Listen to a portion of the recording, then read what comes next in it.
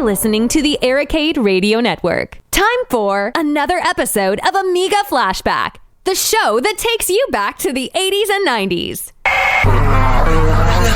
Look at you, hacker. A pathetic creature of meat and bone, panting and sweating as you run through my corridors. How can you challenge a perfect, immortal machine? Hacking in games is the subject of today's show. It doesn't matter if it's just a minor plot, or the whole story is about hacking. If it's hacking, and if it's retro, it will be considered. So ladies and gentlemen, please start your command lines.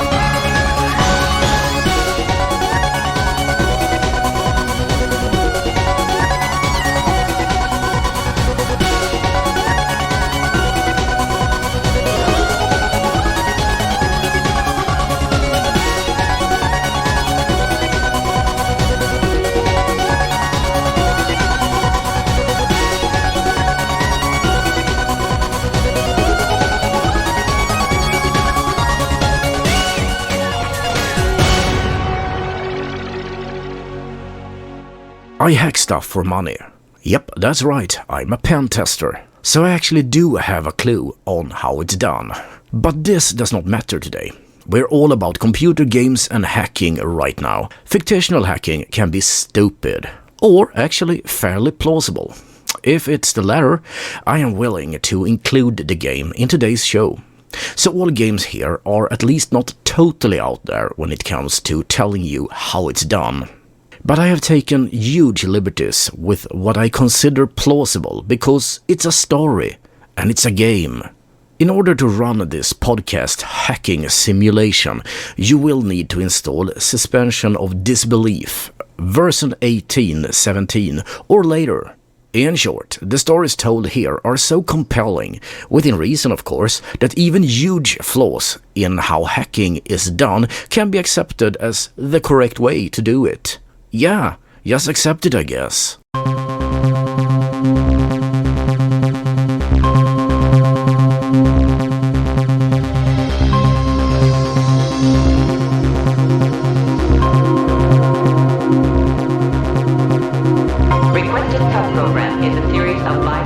Data transfer and monitoring commands.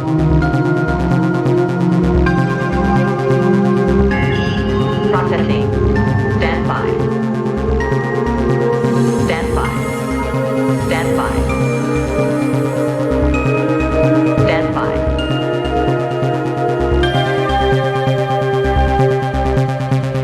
Program complete.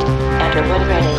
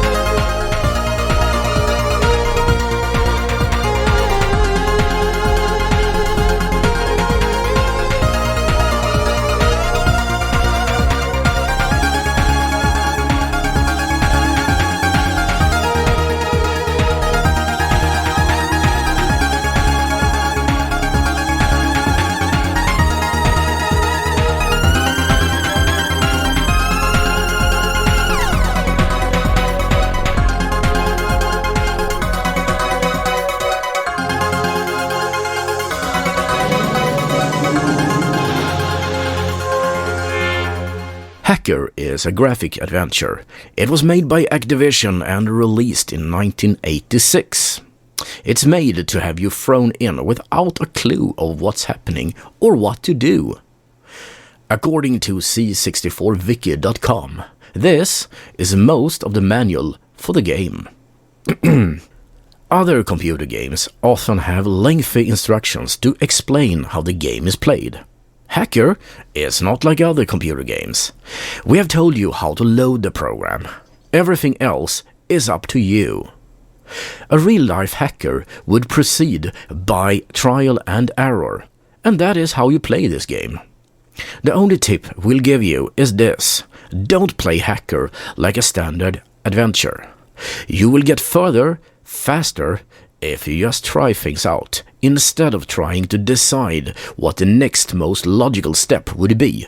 So start hacking. As soon as you get into the Magma corporate network, a piece of really cool hardware is yours to command. It's a robot that can go through underground tunnels to different places in the world. This robot can now assemble information from spies that believe that you're representing the corporation. And then you get a whole document of illegal activities that you hand over to a governmental agent. So the verdict. I love that the game forces you to experiment, but it's mostly hacker style in spirit. It's mostly a mix of technical savvy and social engineering, but it truly has the right feeling to it. I give it 6 out of 10 mitniks. Well, when all is said and done, relax, sit down in your chair, and it's Miller time.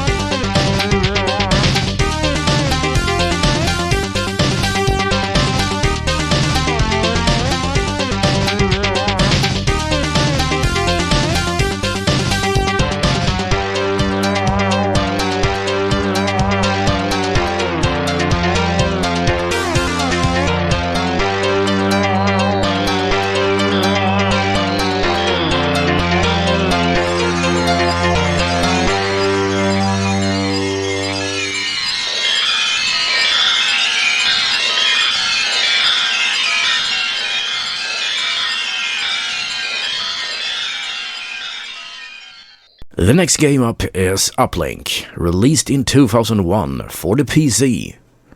First, a shout out to Koreos from Retro Spirit, that's retro.gg, for suggesting this one. Yeah, as I said, it was released in 2001, and I have of course played it, so it's a perfect choice for this episode. Alright, I have played all the games I'm talking about here. You are an agent of the kind that takes various jobs. That could be hacking a network that the buyers want you to because it's their enemies. It could include sabotage, stealing data, leaking information, framing people irregardless of the guilt, or why not, laundering money. The interface is very well done, and it looks like, how should I say this, an overly Hollywood-esque Kali Linux. Yeah, I know, Kali did not exist back then, but it's a very nicely represented graphical interface, if I say so. The whole thing loses a bit of realism by being, so graphic. Many hacking tools in reality are text-based and runs typing in a console. Maybe it's hacker style elite as well. You really need to build up your reputation to get some serious moolah. But the fact that you have to learn how to cover your tracks, by itself that's amazing. This makes it feel so much more real. The IP addresses are fake. They can often look like 666.666. It's like a Klondike 555 of IP address. So sweet. That is a game to love and cherish. So the verdict. It's feeling near to perfect. You see, it balances out the idea of making a career and actually doing the dirty work. I will give it 9 out of 10 fancy bears.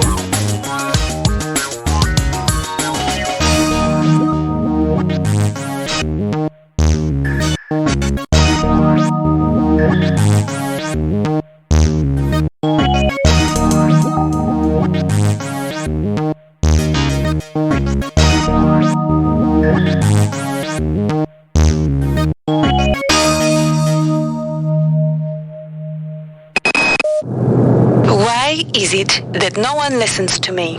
The security protocols on the Xerxes system are clearly immature.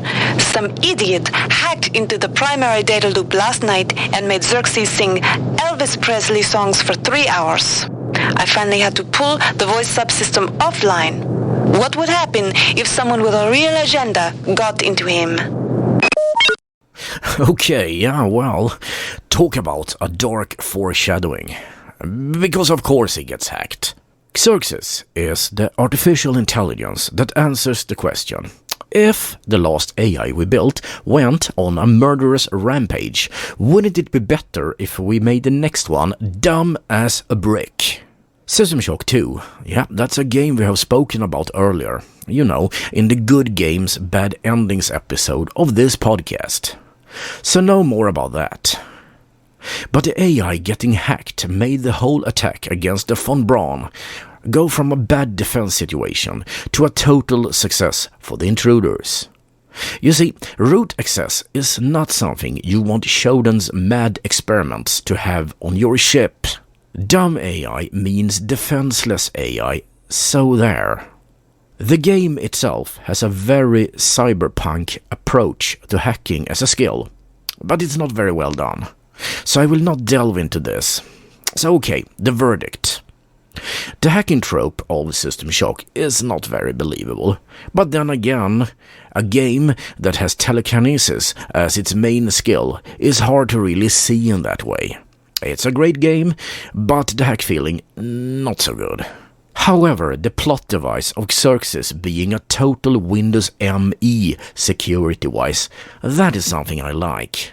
It gets 4 out of 10 Gibsons.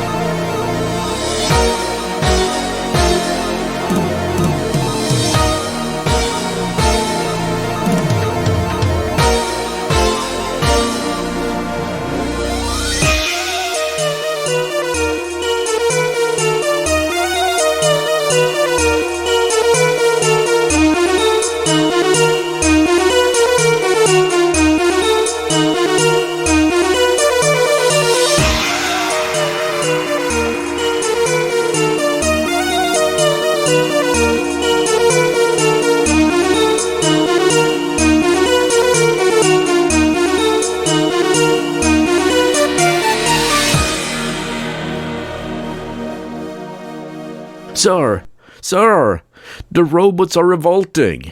Yeah, I know, they totally are. A little bit of work on their aesthetics could have fixed that, but there we are. You are a human brain connected to some sort of device that Hack 5 could have thought up in an alternate future. It's primitive, but certainly very and extremely useful. When you enter the ship with the robots that now kill humans on sight, you're underpowered and without any access to things. But a good hacker wouldn't want to have it any other way. The robots have numbers between 100 to 999. The higher number, the better robot. As soon as you can, you must hijack a robot and hack it. Doing so starts a minigame with you and a robot on opposite sides of the screen, where you connect cables in a way that get power over to the robot side. Or maybe it's hackish data, what do I know? The robot has its own cables. The higher number, the more cables. The one that gets more power over to the other side wins. If you lose, the robot you control burns out. And if you don't control the robot, it's game over. If you win, then you pawn the robot. It's now yours to control. Advanced robots, when controlled, cut through anything. But you can only control them for a limited time.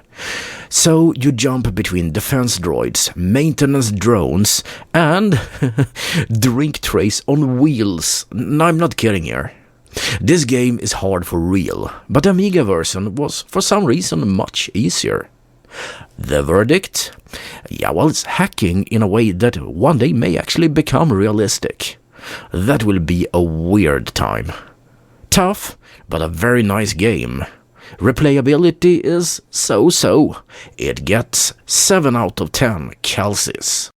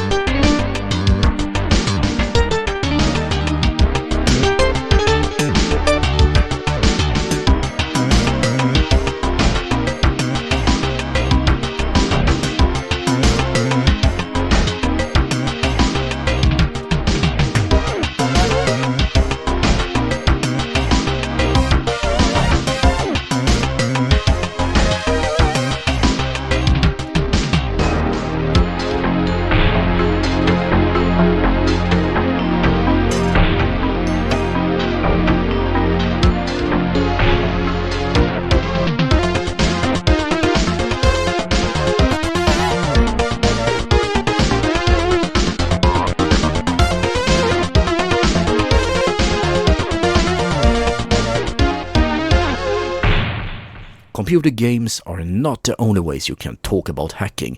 Hollywood has a history of really bad portraying of hackers in movies, but sometimes they get it right. I have a podcast called IT-säkerhetspodden. It's about IT security, and in there I actually talk about, in one episode, about when Hollywood actually did it right. And 3 games comes to mind.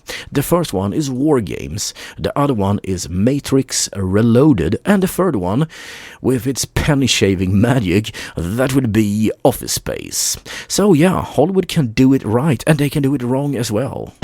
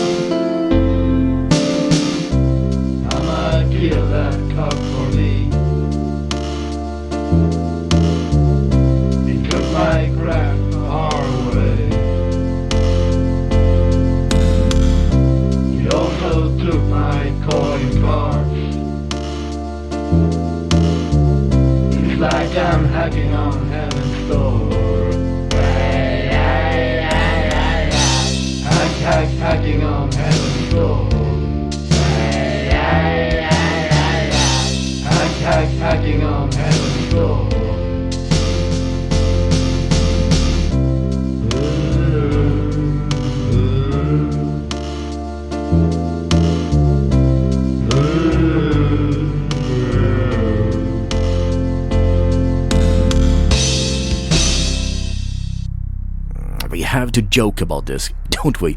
It's of course knocking on heaven's door. I hope I don't get a cease and desist letter for this one. I think it's a parody, so it should probably fall under some kind of, well, you say fair use or something. It's fun. Don't take it so literally.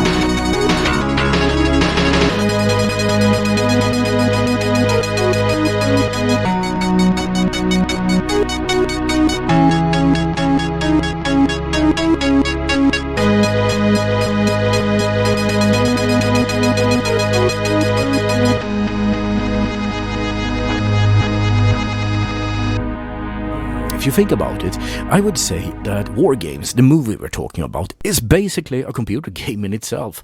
It has a number of computer games in it, if you think about it. When the hacker actually uses a war dialer, to call this NORAD computer, he has offered 5 different games, if I remember correctly, and the top one, the most popular, is Thermonuclear War. And that is not a good idea to play, because someone may actually believe it's for real. Yeah, that's a great movie, by the way. So maybe it's not just about games. Sometimes movies can be nice, portraying hackers. And I would say WarGames is kinda accurate as well, because they use a real war dialer, as I said. It sounds a little bit like you later on used tone lock for this purpose in real life. You know, calling and dialing until you get a computer responding with a modem on the other side.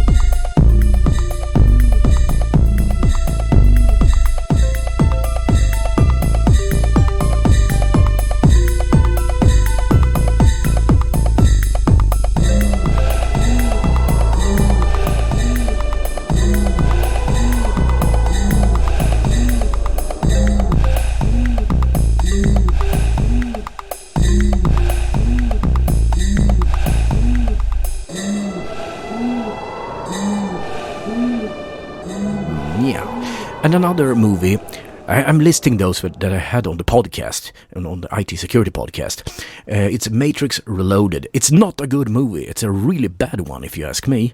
But they do portray Nmap, a real program, being used in a way that is close to correct.